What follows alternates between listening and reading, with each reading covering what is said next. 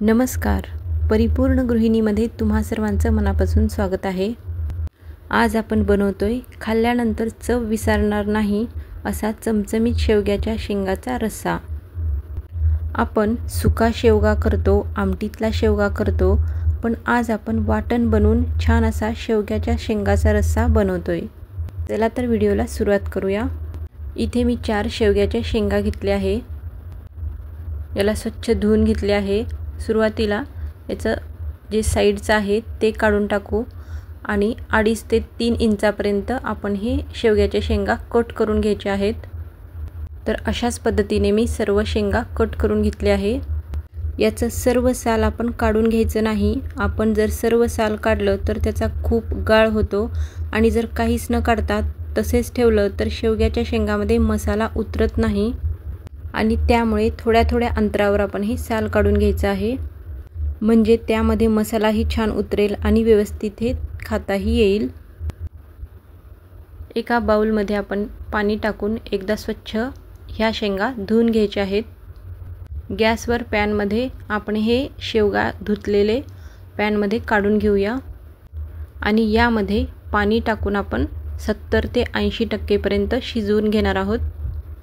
आपल्याला हे पूर्ण शिजवायचं नाही तर 70% शिजवायचं आहे. थोडंसं यामध्ये मीठ टाकून घेऊ आणि झाकण ठेवून शिजवून घेऊ.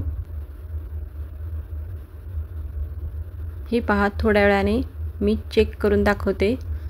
तर छान असं शिजलेलं आहे. इथे पाव वाटी मी वाटलेलं सुकं खोबरं घेतले आहे. याला बारीक आचेवर आपण थोडंसं भाजून घेऊ. हे पहा, छान आता भाजलं गेलेलं आहे. खोबरं मी बाजूला काढून ठेवले आहे. त्यानंतर मी मीडियम साईजचे 2 कांदे लांब आकारामध्ये कट करून घेतले आहे. ते आपण थोडंसं भाजून घेऊ. थोडंसं भाजून झाल्यानंतर यामध्ये थोडंसं तेल टाकून परत एकदा छान असं भाजून घेऊ. तेल टाकल्यामुळे छान असं हे भाजलं जाईल. छान असं भाजलं गेलेलं आहे. हे काढून आपण थंड होण्यासाठी ठेवून देऊ. मिक्सरच्या भांड्यामध्ये सुकं खोबरं टाकू.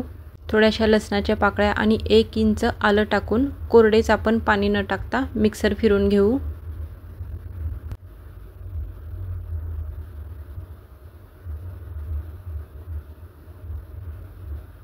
हे पहा, छान असं वाटलं गेलेलं आहे. यामध्ये आता आपण भाजलेला कांदा टाकणार आहोत. तर कांदा आता थंड झालेला आहे.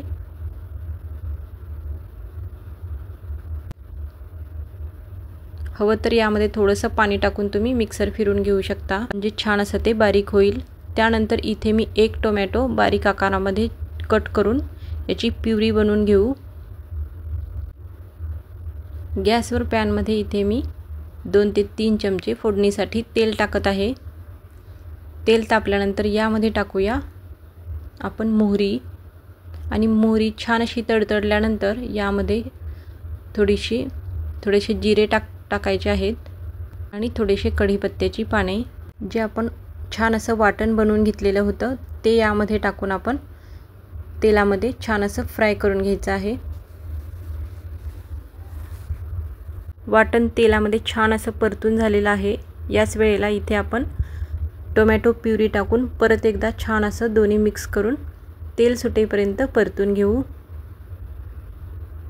इथे कोरड्या मसाल्यांमध्ये पाव चमचा हळद घेतली आहे. त्यानंतर 1 चमचा लाल तिखट पावडर, 1 चमचा काळा मसाला. तुम्ही काळा मसालाऐवजी कांदा लसूण मसाला घेऊ शकता किंवा तुमचा घरगुती मसाला कोणता आहे तो इथे वापरू शकता. 1 चमचा धने पावडर आणि चवीपुरते मीठ. आपण शेंगामध्ये शिजवत असताना त्यामध्ये मीठ टाकलेलं होतं, त्यानुसारच आपण बेतानेच मीठ टाकायचं आहे. सुके मसाले टाकल्यानंतर छान असं आपण हे मिक्स करून घ्यायचं आहे. आता शिजवलेल्या शेवग्याच्या शेंगा पाण्यासहित आपण पॅनमध्ये टाकायचं आहे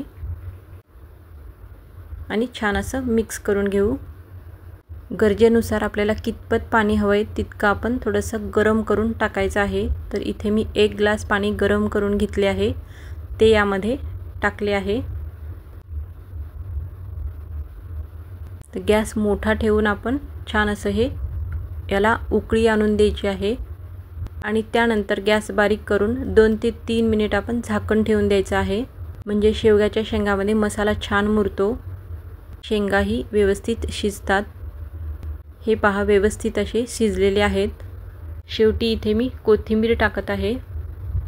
तर हे पहा मस्त अशी वाटण बनवून शेवग्याच्या शेंगाची भाजी तयार झालेली आहे। तर आजचा हा व्हिडिओ पाहिल्याबद्दल धन्यवाद।